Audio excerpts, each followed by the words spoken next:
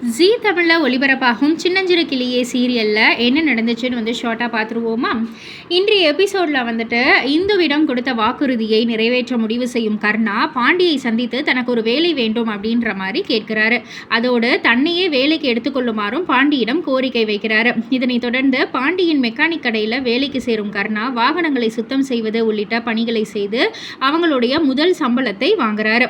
தன் உழைப்பின் மூலம் சம்பாதித்த ரூபாய் 200 கையில் வாங்கும் போது கர்ணாவுக்கு புதிய மகிழ்ச்சியும் தன்னம்பிக்கையும் உருவாகுது.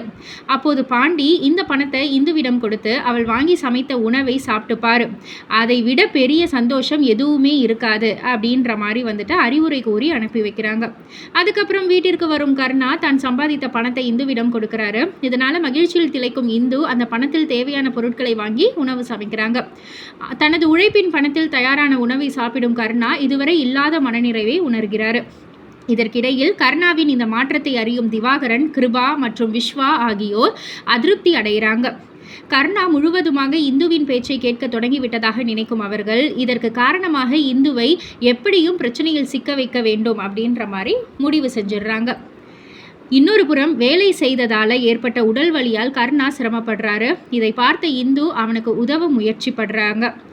ஆனால் இந்த சந்தர்ப்பத்தை பயன்படுத்தி கொள்ள நினைக்கும் கர்ணா உடம்பு முழுவதும் வலிப்பதாக கூறி பரிதாபம் தேடுறாரு.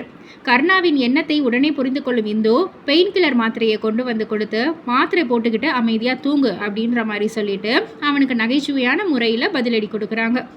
இப்படிப்பட்ட சுவாரஸ்யமான திருப்பங்களுடன் அடுத்ததாக என்ன நடக்க போகுது, திவாகரன் மற்றும் அவங்களுடைய கூட்டம் இந்துவுக்கு எதிராக என்ன திட்டமிடுது போன்ற பல கேள்விக்குறிகள் ரசிகர்களுடைய மனசில் இருக்குது.